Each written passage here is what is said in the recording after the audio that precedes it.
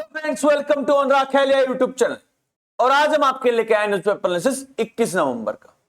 21 नवंबर की जो पहली खबर है हमारी, वो सुप्रीम कोर्ट के एक फैसले से रिलेटेड। यहां पर सुप्रीम कोर्ट ने फैसला नहीं दिया है, अपना रुख जो है वो यहां पर रखा है।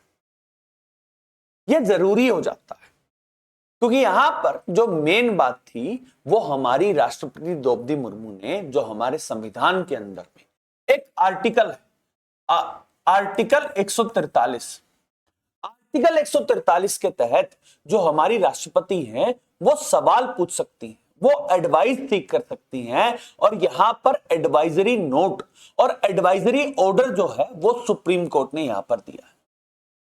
यहां पर 5 जज की बेंच, जिसकी अध्यक्षता हमारे मुख्य न्यायाधीश जस्टिस BR गवई कर रहे थे, यहां पर अब उन्होंने अपना जो फैसला है, अपनी जो ओपिनियन है, वो यहां पर राष्ट्रपति द्रौपदी मुर्मू को दे दी गई। लेकिन सबसे बड़ा सवाल यह आता है कि हमारी राष्ट्रपति ने आर्टिकल 143 के तहत यहां पर जो 14 सवाल पूछे थे वो किस लिए पूछे थे, और यहां पर अब जो जजमेंट सुप्रीम कोर्ट का आया है वो इंपॉर्टेंट क्यों हो जाता है।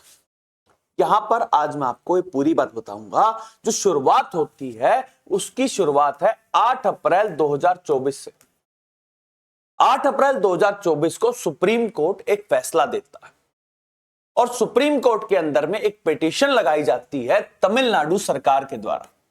तमिलनाडु के अंदर में MK स्टालिन की सरकार चल रही है और MK स्टालिन की सरकार ये कहती है कि जो गवर्नर RN रवि जो तमिलनाडु के हैं, वो विधानसभा से पास किए हुए 10 बिल को साइन नहीं कर रहे और उसकी वजह से जो सरकार है वो अपना काम नहीं कर पा रही।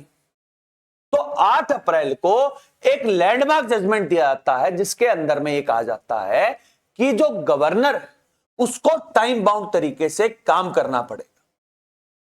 यहां पर अब जो आर्टिकल 200 जो हमारे संविधान का है वो ये कहता है कि जब भी कोई बिल विधानसभा से पास होता है तो उसके बाद जो गवर्नर है उसके पास मेन 3 ऑप्शन बचते हैं। पहला ऑप्शन ये है कि वो असेंट दे दे, साइन कर दे, और जैसे ही वो साइन कर देंगे वो कानून बन जाएगा। दूसरा ऑप्शन ये होता है कि वो उसको वापस भेज सकते हैं। वापिस भेजेंगे, विधानसभा के अंदर जाएगा और विधानसभा अगर उस बिल को दोबारा पास करके भेज देगी तो उसके बाद अब साइन किया जाएगा। तीसरा ऑप्शन जो है वो आता है विद होल्ड करने का। वो साइन ही ना करे, ना वापिस भेजे, ना वापिस भेजा है ना साइन किया है, उन्होंने अपनी पॉकेट विटो का इस्तेमाल किया। ये 3 ऑप्शन आर्टिकल 200 के तहत गवर्नर के पास होते हैं। वहीं पर आर्टिकल 201 जो है उसके तहत जो गवर्नर है वो ये बात कह सकता है कि ये जो मामला है वो प्रेसिडेंट को रेफर कर देते हैं, और अगर गवर्नर प्रेसिडेंट को रेफर कर देते हैं तो उसके बाद जो साइन है वो राष्ट्रपति को करने पड़ते हैं। ये हमारा फेडरल स्ट्रक्चर है। और यहां पर जब 8 अप्रैल 2024 को जब फैसला आया उसके तहत यहां पर यह कह दिया गया था कि जो गवर्नर है उसको 2 महीने के अंदर अंदर अपना फैसला देना पड़ेगा। सबसे पहले तो 1 महीने तक वो विदहोल्ड कर सकता है, और अगर वो विदहोल्ड कर रहा है तो वापस भेज रहा है और वापस भेजने के बाद दोबारा उसके पास साइन करने के लिए आता है तो 1 महीने यानी कि टोटल 2 महीने तक वो विदहोल्ड कर सकता है। और अगर वो साइन नहीं करता है तो वो डीम्ड साइन मान लिया जाएगा। यहां पर यह भी कहा गया था कि जब राष्ट्रपति को कोई बिल दिया जाता है तो उसको भी साइन करना पड़ेगा। यह जजमेंट का इन्फ्रेंस था और इसकी वजह से एक बहुत बड़ा फेडरल स्ट्रक्चर के अंदर में बदलाव हो रहा था। उसके लिए आपको यह बात समझनी पड़ेगी कि हमारे देश के अंदर में जो राष्ट्रपति है वो सबसे बड़ी पोस्ट है। हायरार्की में हेड ऑफ द स्टेट कहा जाता है। आप राष्ट्रपति को तो ये नहीं कह सकते हैं कि वो अपन एक टाइम बाउंड तरीके से काम करें। यहां पर इसी तरह से जो स्टेट होते हैं उसका भी जो हेड है वो गवर्नर होता है। तो यहां पर क्या गवर्नर को टाइमलाइन डिसाइड की जा सकती? हमारे जो पूर्व उपराष्ट्रपति थे जगदीप धनखड़ जी, उन्होंने यहां तक कहा था कि आर्टिकल 142 जिसके तहत ये ऑर्डर पास किया गया था, और जब ये ऑर्डर पास हो जाता है, इसको न्यूक्लियर बॉम्ब की संज्ञा दी थी।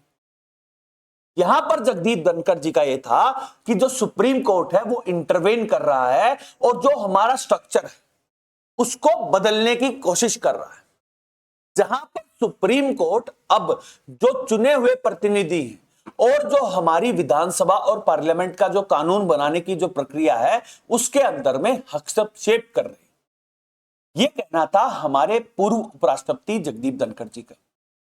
उसके बाद हमारी राष्ट्रपति द्रौपदी मुर्मू ने 14 सवाल जो हैं वो सुप्रीम कोर्ट से पूछे थे, और आर्टिकल 143 की तरह पूछे थे, क्योंकि यहां पर अब क्लियरिटी चाहिए थी। और क्लियरिटी चाहिए थी कि संविधान हमें यह बताए कि क्या राष्ट्रपति और गवर्नर के ऊपर में किसी भी तरह का जो टाइम बाउंड तरीका जो है वो लगाया जा भी सकता है या नहीं जा सकता है। फाइनली अब यहां पर जो 14 सवाल है उनका अब फैसला आ चुका है। यहां पर अब जो फैसला है उसके अंदर में यहां पर सुप्रीम कोर्ट का कहना यह है कि court can't Fetter president and governor, मतलब उनको किसी भी तरह से यह नहीं कहा जा सकता है कि टाइम फ्रेम लगाया जा सकता है। जो 8 अप्रैल का जो फैसला था उसको पूरी तरह से नकार दिया है सुप्रीम कोर्ट के अंदर में 5 जजेस की बेंच ने। ये जो मेन रूलिंग पार्टी की जो ओपोजिशन पार्टी रूल स्टेट्स है उनके लिए एक बहुत बुरा अनुभव हो सकता है, क्योंकि यहां पर जो मेन बात थी वो ओपोजिशन लेड स्टेट्स की थी, जहां पर तमिलनाडु, केरला, पंजाब जो एनडीए अलायंस का पार्ट नहीं है, जहां पर ओपोजिशन की सरकार है, वही सरकारें यहां पर सुप्रीम कोर्ट के अंदर में जा रही थी, और वहीं पर 8 अप्रैल को फैसला दिया गया था। यहां पर अब सुप्रीम कोर्ट का क्या कहना है? जो मेन बात थी वो ये थी कि जो गवर्नर है उसको हम टाइम बाउंड नहीं कर सकते, और टाइम बाउंड ना करने का मतलब यह है कि गवर्नर अपने विवेक के हिसाब से यहां पर काम कर सकता है। दूसरा यह भी कहा गया है कि आर्टिकल 201 के तहत जो राष्ट्रपति है उसके ऊपर में भी किसी भी तरह की बाउंडेशन जो है वो नहीं लगाई जा सकती। यहां पर अब जो जुडिशियल लिमिट है, जो आर्टिकल 142 है, उसकी भी व्याख्या करते हुए सुप्रीम कोर्ट ने यह कहा कि हम यहां पर कोई भी टाइमलाइन जो है वो नहीं लगा सकते हैं, सिरे से नकार दिया गया। यह इस पूरे जजमेंट का क्रक्स था। यहां पर अब हम यह भी डिस्कस कर सकते हैं कि वो 14 पॉइंट क्या थे। इन 14 पॉइंट्स के जो क्वेश्चंस हैं उनके आंसर जो हैं वो फाइनली इस कॉन्स्टिट्यूशनल बेंच ने दी, जहां पर पहला सवाल यह पूछा जाता है कि क्या जो गवर्नर है उसको आर्टिकल 200 के तहत जो असेंट है वो देना अनिवार्य है। यहां पर जो हमारे संविधान के अंदर में भी कह रखा है कि अगर कोई मनी बिल है तो उसके ऊपर गवर्नर को असेंट देना पड़ेगा, क्योंकि जो मनी बिल होता है उसके लिए प्रायर परमिशन जो है वो गवर्नर से लेनी पड़ती है। तो यहां पर अब मनी बिल को छोड़कर किसी के ऊपर में भी साइन करने के लिए बाध्य नहीं किया जा सकता। दूसरी तरफ यह की गई कि जो काउंसिल ऑफ मिनिस्टर्स हैं, क्या उसकी एडवाइस को मानना गवर्नर का काम करना जो है वो जरूरी है। यहां पर यह कहा जा रहा है कि गवर्नर अपने विवेक से काम करेगा। अब फाइनली जो यहां पर जो 14 सवाल थे उनका जवाब दे दिया गया है, और यहां पर 143 के तहत जो हमारा फेडरल स्ट्रक्चर है उसकी व्याख्या की है हमारे सुप्रीम कोर्ट ने। मैंने आपको एक लिमिटेड टाइम फ्रेम में ये पूरी की पूरी बात जो है वो मैंने आपको बता दी है, और अगर आप चाहते हैं कि इस पूरी जजमेंट का एक पूरा वीडियो मैं आपके लिए लेके आऊं तो आप हमें कमेंट करके बताइए। हम चलते हैं नेक्स्ट खबर की तरफ। जो नेक्स्ट खबर है हमारी वो हमारे विदेश नीति से रिलेटेड है। हमारे देश का जो भारत है, भारत की जब तक और देशों के साथ जो परस्पर संबंध नहीं होंगे तब तक हमारा ट्रेड नहीं बढ़ेगा, तब तक हमारी लेजिटिमेसी नहीं रहती। और अर्थव्यवस्था को चलाने के लिए हमें परस्पर कूटनीतिक जो डिप्लोमेटिक रिलेशनशिप हैं वो मेंटेन करने पड़ते हैं।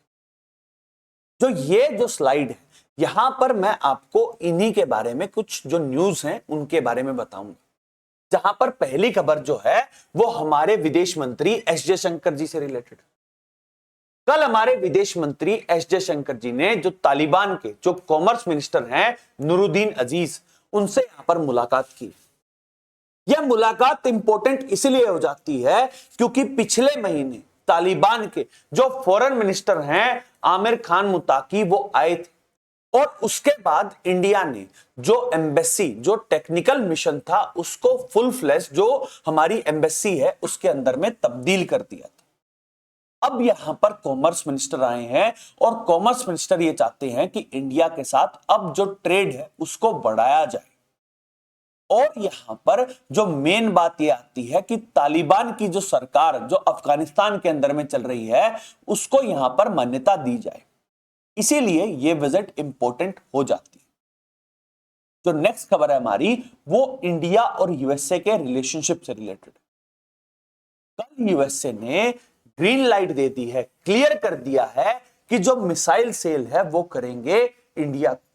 यहां पर मेनली 2 मिसाइल सिस्टम जो है उसकी जो डील है वो यहां पर हो चुकी है, जहां पर अब जो जेवेनाइल मिसाइल और उसके साथ साथ जो एक्सकैलिबर जो प्रोजेक्टाइल्स है उनकी सेल अब यूएसए इंडिया को करेगा।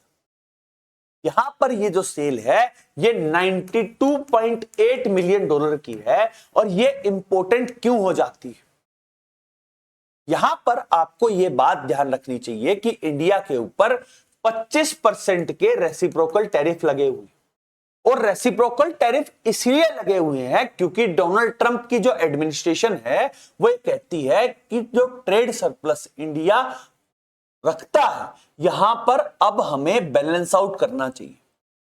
और अगर इंडिया अब डिफेंस मैन्युफैक्चर्ड जो मिसाइल सिस्टम है अगर उनको परचेज करेगा तो उससे जो रेसिप्रोकल टैरिफ है उनके अंदर में अब कटौती आ सकती है, और ये इंडिया यूएसए के रिलेशनशिप के लिए काफी अच्छा है। यहां पर एक और बात आती है, हमारा जो पहले जो डिफेंस हम इंपोर्ट करते थे उसके अंदर में 62% जो हमारा एक्सपोर्ट है वो रशिया से आता था।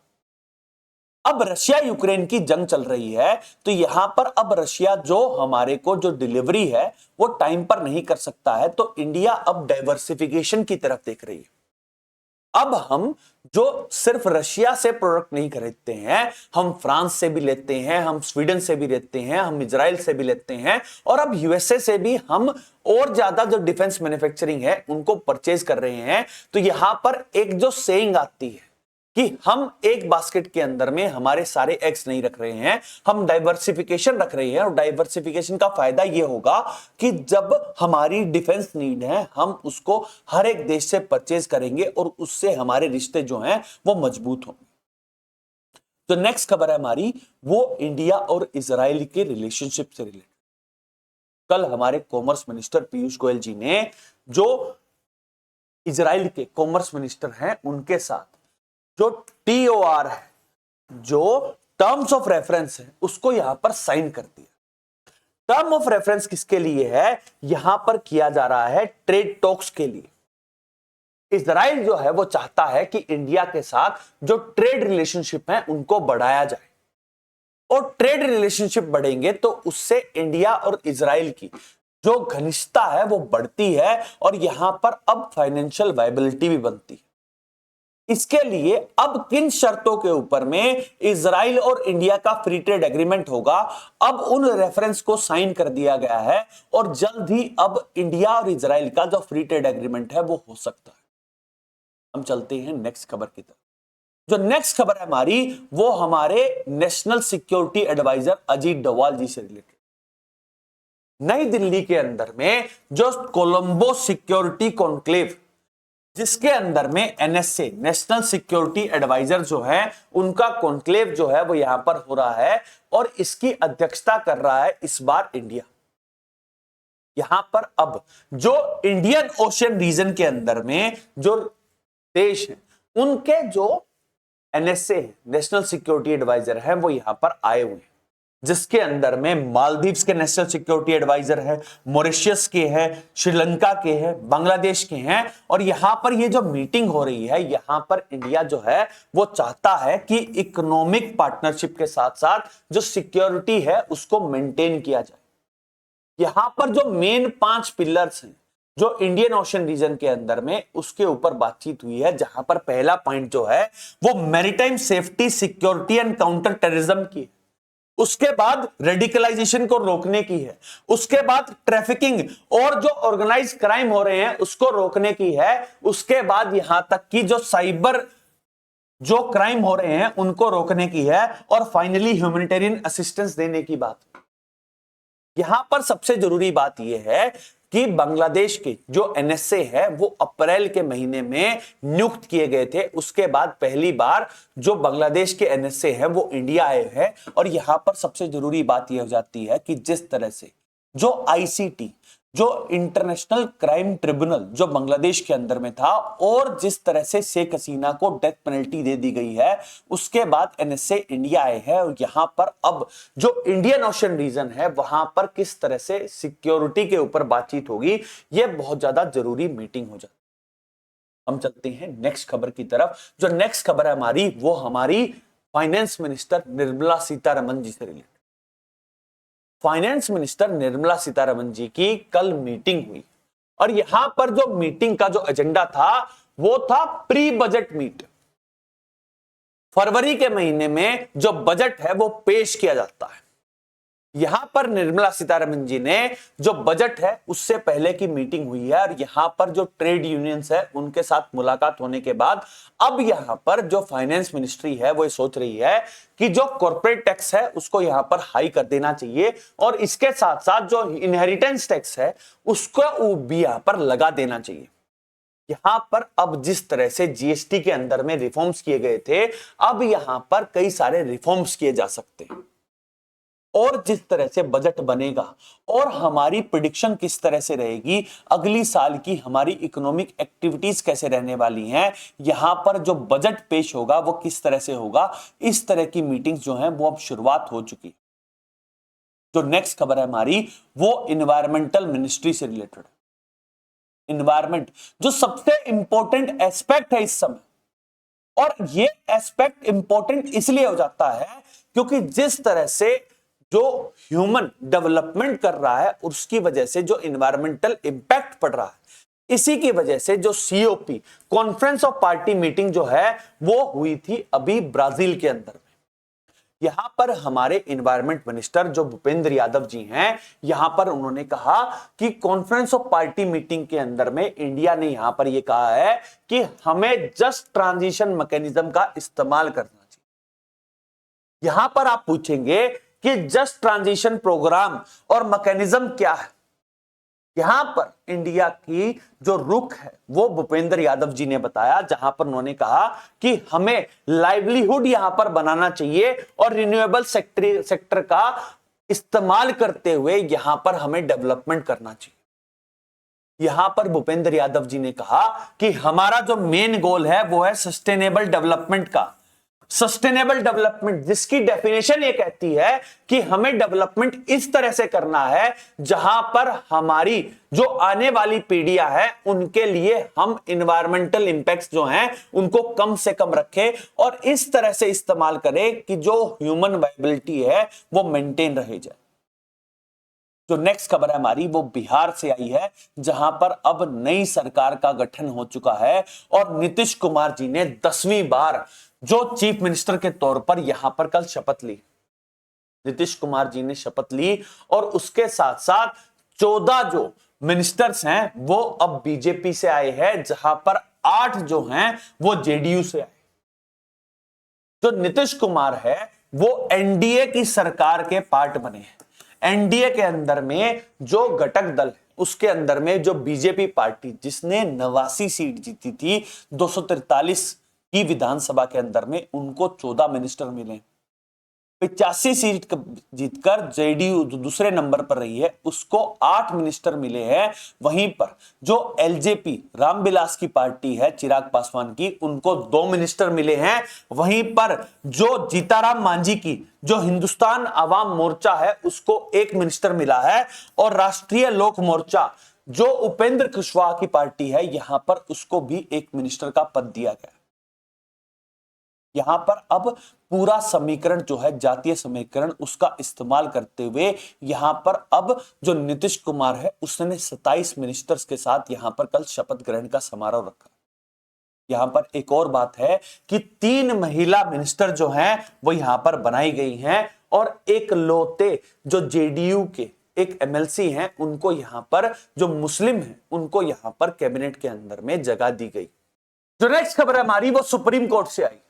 सुप्रीम कोर्ट के अंदर में उमर खालिद समेत जो 9 लोग जो दिल्ली दंगों के अंदर में आरोपी हैं, यहां पर सुप्रीम कोर्ट के अंदर में जो हमारे एडिशनल सॉलिसिटर जनरल हैं उन्होंने यहां पर अपना रुख इख्तियार करते हुए कहा है कि जो दिल्ली दंगों के अंदर में जिस तरह से जो डॉक्टर्स, इंजीनियर, जो व्हाइट कॉलर जॉब्स के अंदर में पढ़े लिखे लोग जाते थे वो जिस तरह से रेडिकलाइज हो रहे हैं और यहां पर जिस तरह से पहले भी जो सुप्रीम कोर्ट के अंदर में जो तुषार मेहता है वो ये बात कह चुके हैं कि उमर खालिद समेत जो इस समय पर जेल में है उन्होंने प्री प्लान तरीके से दिल्ली दंगे करे थे।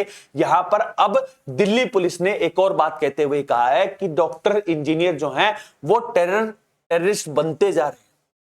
यहां पर अब सबसे बड़ा एग्जाम्पल जो है वो रेड फोर्ट के अंदर में हुआ 10 नवंबर का जो हमला है उसके अंदर में जिस तरह से डॉक्टर नबी जो है वो एक फिदायनी हमला सुसाइड बॉम्बर बन गए थे। यहां पर अब इसको एविडेंस भी मिलता है और ये बात दिल्ली पुलिस ने सुप्रीम कोर्ट के अंदर में कही। अब finally Supreme Court Umar Khalid समेत जो बेल पिटीशन जो चल रही है यहां पर क्या फैसला लेता है देखने की बात है। जो नेक्स्ट खबर आई है हमारी वो केरला से आई, जहां पर शबरीमाला जो मंदिर है उसकी अंदर में गोल्ड चोरी हुई थी और गोल्ड चोरी के लिए एसआईटी का गठन किया गया था हाई कोर्ट के द्वारा। अब यहां पर जो एक्स टीडीबी के जो चीफ है उनको यहां पर गिरफ्तार कर दिया गया। यहां पर जो टीडीबी है वो है त्रिवणकोर देवेश्वरम बोर्ड और यहां पर सीपीआईएम के जो पार्टी के जो मेंबर हैं ए पदम कुमार उनको यहां पर अरेस्ट कर लिया गया है और उनको यह कहा गया है कि जिस तरह से जो गोल्ड की चोरी हुई है उसके अंदर में ये मुख्य अभियुक्त है। अब यहां पर आगे क्या फैसला होगा ये देखने की बात है। जो नेक्स्ट खबर है हमारी वो कश्मीर से आई है, जहां पर आर्म्स एंड एम्युनिशन जो है वो रिकवर किया गया है कश्मीर टाइम्स के ऑफिस से। कश्मीर टाइम्स जो एक मुख्य अखबार है जम्मू कश्मीर का, उनके दफ्तर के अंदर में AK-47 यूज्ड राउंड, ग्रेनेड, इन सबको यहां पर अब तहकीकात के अंदर में जांच पड़ताल के अंदर में यहां पर रिकवर किया गया है। और अब यहां पर देखना यह होगा कि जिस तरह से जो दिल्ली के अंदर में 10 नवंबर को बम धमाका हुआ था उसके बाद लगभग 2900 केजी एम्युनिशन जो है वो कश्मीर के अंदर में पकड़ा गया था। अब यहां पर कश्मीर टाइम्स के ऑफिस के अंदर में अगर आर्म्स एंड एम्युनिशन मिल रही है तो यहां पर अब हमारी होम मिनिस्ट्री को एक प्रॉपर थोरो इन्वेस्टिगेशन करनी चाहिए कि किस तरह से जो जर्नलिस्ट हैं उनके दफ्तरों के अंदर में अगर आर्म्स एंड एम्युनिशन मिल रही है तो यहां पर हमें एक होलिस्टिक अप्रोच लगानी पड़ेगी, जहां पर कश्मीर से हमें इस तरह के जो एम्युनिशन है उनको यहां पर हटाना पड़ेगा।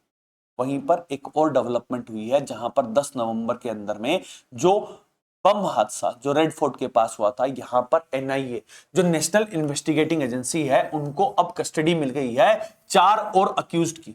अब 6 के 6 जो अक्यूज्ड यहां पर पकड़े गए थे उन सबकी कस्टडी अब एनआईए को मिल गई है। यहां पर उमर नाबी के जो कुछ मुख्य सलाहकार और जो उनके साथ काम करते थे उन सबको अरेस्ट किया गया है और अब एनआईए इसकी जांच करने वाली। जो लास्ट जुडिशरी से खबर आती है वो हमारी नेशनल ग्रीन ट्रिब्यूनल से रिलेटेड। नेशनल ग्रीन ट्रिब्यूनल के अंदर में एक इंटरलोकेटरी एप्लीकेशन लगाई गई है जहां पर यह कहा गया है कि जो ग्रेट निकोबार प्रोजेक्ट जो है यहां पर पिटीशन ये लगाई गई है कि उसके रिगार्डिंग जितनी भी जो उसकी रिपोर्ट है जिसके अंदर में इन्वायरमेंटल क्लियरेंस होना चाहिए उन सबको सार्वजनिक किया जाना चाहिए। और यहां पर नेशनल ग्रीन ट्रिब्यूनल के अंदर में जो ये पेशकश है, ये कोठारी जो एक एक्टिविस्ट हैं उन्होंने यहां पर की। यहां पर सबसे जरूरी बात यह है कि ग्रेट निकोबार जो प्रोजेक्ट है उसके तहत जिस तरह से एक सिंगापुर कंट्री है, उसी तरह से ग्रेट निकोबार के अंदर में हम यहां पर इन्वेस्टमेंट करने वाले हैं, जहां पर सिक्योरिटी और जो डिफेंस के जो एयर स्ट्रिप है वो बनाए जाएंगे। एक मेजर हब के तौर पर ग्रेट निकोबार आइलैंड को डेवलप किया जाना है। यहां पर उसकी इन्वायरमेंटल क्लियरेंस की जो रिपोर्ट है वो बंद लिफाफों के अंदर में अभी तक है, सार्वजनिक नहीं की गई है। यहां पर उसी के रिगार्डिंग जो पिटीशन है वो लगाई गई। अब यहां पर नेशनल ग्रीन ट्रिब्यूनल क्या फैसला लेता है, जो भी फैसला होगा वो हम आपके लिए आएंगे। लेकिन सबसे जरूरी बात यह है कि ग्रेट निकोबार जो प्रोजेक्ट है, यहां पर हमारी सरकार कई बार ये बात कह चुकी है कि ये एक नेशनल इंपॉर्टेंस का प्रोजेक्ट है और इसकी डिटेल्स जो हैं वो यहां पर नहीं सार्वजनिक की जा सकती हैं। लेकिन अब एक पिटीशन लगी है और जो भी फैसला आएगा या कुछ लीक करके कुछ सिलेक्टिव जो रिपोर्ट है वो सार्वजनिक की जाएंगी, वो देखने की बात। जो नेक्स्ट खबर है हमारी, वहां पर हम अब लास्ट में कुछ और नेशनल न्यूज को डिस्कस करेंगे। जहां पर पहली खबर जो है वो हमारे नेवी के जो वाइस एडमिरल हैं संजय वात्सन, यहां पर उन्होंने कल एक स्टेटमेंट दी जहां पर उन्होंने कहा कि हम मॉनिटर कर रहे हैं कि जो चाइना है वो किस तरह की वॉरशिप जो है वो पाकिस्तान को यहां पर दे रहा है।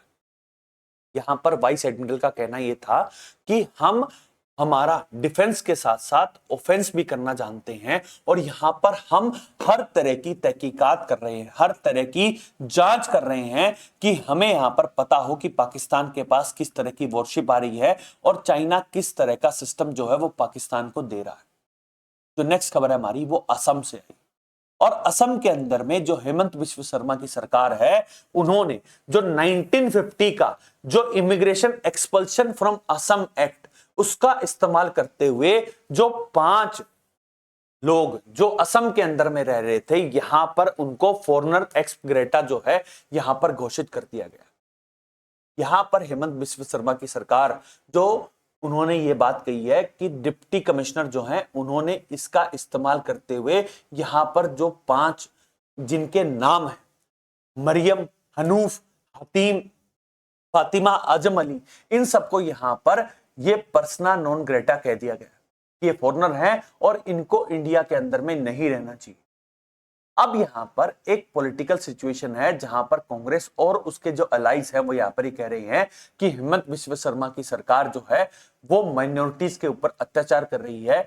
वहीं पर हेमंत बिस्व शर्मा का ये बात है कि जो भी फॉरेनर असम के अंदर में है उन सबको वापस भेजने का जो काम है और जो एनआरसी है उसको पूरी तरह से करवाया जाना चाहिए और यहां पर जो लेजिटिमेट तरीका है उसका इस्तेमाल कर रही है हेमंत बिस्व शर्मा। आपका इस बारे में क्या विचार है, आप हमें कमेंट करके बताइएगा। जो नेक्स्ट खबर है हमारी वो पाकिस्तान से आई है, जहां पर पाकिस्तान ने अब जो बैन है इंडियन एयरलाइंस के ऊपर में कि इंडियन एयरक्राफ्ट जो हैं वो पाकिस्तान के एयर स्पेस का इस्तेमाल जो है वो नहीं कर सकते हैं, वो दिसंबर 24 तक यहां पर बढ़ा दिया है। यहां पर यह माना जा रहा है कि इंडिया भी जो है वो जो पाकिस्तान है वो हमारे एयर स्पेस का इस्तेमाल जो है वो दिसंबर 24 तक नहीं कर सकता।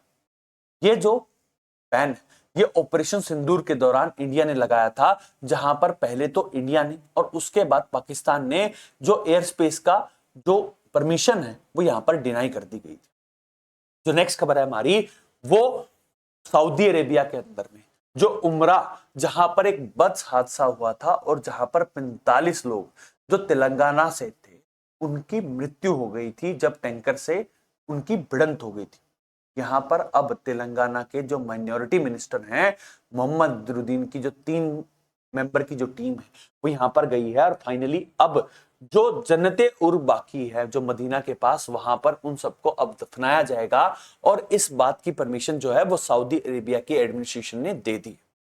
जो नेक्स्ट खबर है हमारी वो एक बहुत ही इंपॉर्टेंट डेवलपमेंट से रिलेटेड प्रोजेक्ट चीता इंडिया की जो सरकार है उन्होंने इंट्रोड्यूस किया था और जो चीता है उसका री इंट्रोडक्शन हुआ था लगभग 8 डिकेड्स के बाद इंडिया के अंदर। अब यहां पर जो इंडिया के अंदर में जो मुखी है जो एक चीता है उसने 5 कब्ज को यहां पर जन्म दिया है। इसी के तहत अब चीता की पॉपुलेशन जो इंडिया के अंदर में है वो बढ़कर 32 हो गई है। और यहां पर सबसे जरूरी बात यह है कि जो मुखी है वो भी इंडिया में जन्म लिया था। अब जो पांच और चीता जो उनके हुए हैं वो भी इंडियन ओरिजिन के रहेंगे। और यहां पर अब ये लग रहा है कि जो कूनो नेशनल पार्क उसके अंदर में जिस तरह से जो ब्रीडिंग हो रही है चीता की वो सक्सेसफुल प्रोजेक्ट हो रहा है। हमारी सरकार ने जो कूनो नेशनल पार्क के बाद अब गांधी सागर जो वाइल्ड लाइफ सेंचुरी है वहां पर भी चीता को इंट्रोड्यूस किया था। और यहां पर मध्य प्रदेश के अंदर में जो चीता की जो जिस तरह से रेप्लिकेशन हो रही है ये बहुत ही अच्छा और सफल परीक्षण रहा है। हम चलते हैं लास्ट नेशनल न्यूज की तरफ। जो लास्ट नेशनल न्यूज है हमारी वो सीपीसीबी से रिलेटेड है। जो सेंट्रल पोल्यूशन कंट्रोल बोर्ड है यहां पर उन्होंने ये कहा है कि वो यमुना को मॉनिटर करेंगे और दिल्ली और हरियाणा के अंदर में अब यहां पर मॉनिटरिंग की जाएगी। यहां पर जो मॉनिटरिंग है इसलिए की जा रही है क्योंकि जिस तरह से एक्वेटिक लाइफ जो इंडेंजर्ड होती जा रही है, जिस तरह से पोल्यूशन जो है वो बढ़ता जा रहा है और यमुना का पोल्यूशन का जो मापदंड है वो बढ़ता जा रहा है। यहां पर अब जो पोल्यूशन कंट्रोल बोर्ड है वो हरियाणा और जो दिल्ली का जो पोल्यूशन बोर्ड है उन सबके साथ मिलकर अब कार्रवाई करेगा और यमुना की सफाई जो है उसको कंडक्ट करवाएगा। हम चलते हैं इंटरनेशनल न्यूज की तरफ जहां पर पहली खबर जो है वो रशिया यूक्रेन कॉन्फ्लिक्ट से रिलेटेड, जहां पर अब यूएसए ने जेलेंस्की जो यूक्रेन के राष्ट्रपति हैं उनको यहां पर एक लेटर जो है वो यहां पर भेजा है। यहां पर ये लेटर क्या है? लेटर जो है वो है ड्राफ्ट किस चीज का कि किस तरह से यूएसए जो है वो चाहता है कि रशिया यूक्रेन कॉन्फ्लिक्ट जो है वो यहां पर खत्म हो सकती है। यहां पर इस ड्राफ्ट की जो बारीकियां अब तक सामने आई हैं उसके अंदर में कहा जा रहा है कि जो 4 रीजन जो डोनेट्स्क का रीजन है जिस जगह पर लगभग 90% जो रशिया की ऑक्यूपेंसी है वो सारे के सारे यूक्रेन जो है वो क्लेम करना छोड़ देगा। और यहां तक कि जो यूक्रेन है वो अपनी जो मिलिट्री फैसिलिटी है उसको आधा कर देगा। और ये ड्राफ्ट जो है वो जेलेंस्की के सामने पेश किया गया है। अब देखना यह है कि क्या व्लादिमीर जेलेंस्की जो यूक्रेन के राष्ट्रपति हैं वो इस बात को मानेंगे। और जिस तरह से इस ड्राफ्ट के अंदर में कहा गया है कि जो रशियन लैंग्वेज है उसको आधिकारिक तौर पर मान्यता देनी पड़ेगी, क्या जेलेंस्की जिन्होंने लगभग 3.5 साल से ऊपर जो रशिया यूक्रेन कॉन्फ्लिक्ट की जो जंग लड़ी है, क्या यहां पर फाइनली जो रशिया है वो विक्टोरियस निकल कर आ रहा है? अब ये ड्राफ्ट है, अब इस ड्राफ्ट के ऊपर में यूक्रेन अपनी बात रखेगा और फाइनली देखना यह पड़ेगा कि 24 फरवरी 2026 को जब इस कॉन्फ्लिक्ट को लगभग 4 साल हो जाएंगे तब क्या फाइनली जो ये कॉन्फ्लिक्ट इसके अंदर में कोई रिजोल्यूशन आएगा। जो नेक्स्ट खबर आ रही है हमारी वो यूएसए से है। और यूएसए के अंदर में जो राष्ट्रपति डोनाल्ड ट्रंप हैं उन्होंने बिल जो है वो साइन कर दिया। कौन सा बिल? बिल जिसके अंदर में ऑल एप्स्टेन फाइल जो है वो सार्वजनिक कर दी जाएगी। जेफरी एप्स्टेन जो एक चाइल्ड मोलेस्टर था 2020 के अंदर में उसने आत्महत्या कर ली थी और उसकी फाइल्स जिसके अंदर में डेमोक्रेट्स जो हैं वो कहते हैं कि डोनाल्ड ट्रंप का भी नाम है। यहां पर अब जो यूएसए की कांग्रेस है उसने यहां पर एक बिल पारित किया था जहां पर दोनों सदनों ने जो सेनेट और नेशनल असेंबली है उन्होंने यहां पर पारित करके कह दिया है कि इनको सार्वजनिक कर देना चाहिए। अब डोनाल्ड ट्रंप ने भी साइन कर दिया। अब देखना यह होगा कि जेफरी एप्स्टेन की जो फाइल्स हैं उनके अंदर में किस किस का नाम आता है। क्या वहां पर डोनाल्ड ट्रंप का नाम है? क्या यहां पर जो पूर्व राष्ट्रपति बिल क्लिंटन का नाम है? तो इसकी वजह से अब डेमोक्रेट जिस तरह से रिपब्लिकन के ऊपर में जो आरोप लगा रहे थे, अब यहां पर जो अमेरिका लोग हैं जो चाहते थे कि जेफरी एप्स्टेन की जो फाइल है वो सार्वजनिक की जाएं और जो जो चाइल्ड मोलेस्टर थे जेफरी एप्स्टेन की तरह उनको सजा मिले। अब यहां पर देखना यह होगा कि क्या बाहर निकल के आता। जो नेक्स्ट खबर है हमारी वो भी यूएसए से रिलेटेड है जहां पर G20 की समिट जो साउथ अफ्रीका होस्ट करने वाला है, यहां पर जो सिविल रामापोसा जो साउथ अफ्रीका के राष्ट्रपति हैं उन्होंने कहा है कि वो यूएसए से अर्ज कर देंगे कि वो G20 की समिट को अटेंड करें। इससे पहले जो डोनाल्ड ट्रंप है वो ये बात कह चुके हैं कि वो साउथ अफ्रीका के अंदर में होने वाली G20 समिट का बहिष्कार करेंगे जहां पर वो भी नहीं जाएंगे, यहां तक कि जो उनका डेलीगेशन है वो भी साउथ अफ्रीका नहीं जाएगा। जो नेक्स्ट खबर है हमारी वो गाजा से आई, जहां पर अब इजराइल ने गाजा के अंदर में अटैक करते हुए जो डेथ टोल है वो 33 पहुंच चुका है। और यहां पर अब देखना यह होगा कि गाजा के अंदर में जो यूनाइटेड नेशन सिक्योरिटी काउंसिल के अंदर में भी जो डोनाल्ड ट्रंप का जो 20 पॉइंट प्लान जो लगा था और फाइनली जो शांति बहाल हुई थी, अब यहां पर जिस तरह से इजरायली फोर्सेस अटैक कर रही है, क्या गाजा के अंदर में हमास और इजराइल की जो जंग है वो दोबारा से शुरू हो जाएगी। वहीं पर इजराइल का जो पड़ोसी है सीरिया के जो राष्ट्रपति हैं, उन्होंने जो प्राइम मिनिस्टर नेतन्याहू जो इजराइल के प्रधानमंत्री हैं उनको यहां पर स्लैम किया है। और उन्होंने ये कहा कि जिस तरह से नेतन्याहू ने जो सीरिया की टेरिटरी जो इजराइल ने ऑक्यूपाई कर रखी है, यहां पर जो विजिट की है, उसकी वजह से जो इजराइल और सीरिया के बीच में जो कॉन्फ्लिक्ट है वो बढ़ सकता है। जो नेक्स्ट खबर है हमारी वो पाकिस्तान से आई है, जहां पर पाकिस्तानी आर्मी ने जो 30 मिलिटेंट जो अफगानिस्तान के बॉर्डर के रीजन के पास में थे, यहां पर उनको मार गिराया है। यहां पर जो सारे मिलिटेंट थे वो टीटीपी जो तहरीक तालिबान जो पाकिस्तान के मेंबर थे, यहां पर उनको मार गिराया। सबसे जरूरी बात यह है कि ये अफगान बॉर्डर के पास हो रहा है, और अफगान बॉर्डर के पास अगर अफगानी नेशनल्स को यहां पर मारा गया है तो यहां पर अब अफगानिस्तान और पाकिस्तान के बीच में कोई कॉन्फ्लिक्ट ना हो जाए, ये इंपॉर्टेंट बात है। जो लास्ट खबर आ रही है हमारी वो हमारे पड़ोसी देश नेपाल से। नेपाल के अंदर में जेनजी प्रोटेस्ट हुआ था, और जेनजी प्रोटेस्ट की वजह से जो केपी शर्मा ओली जो प्राइम मिनिस्टर थे उनको अपना त्यागपत्र देना पड़ा था। और उसके बाद एक नई सरकार बनी थी, जहां पर पूर्व मुख्य न्यायाधीश जो नेपाली सुप्रीम कोर्ट के थी सुशीला कार्गी, उनको यहां पर प्रधानमंत्री बना गया था।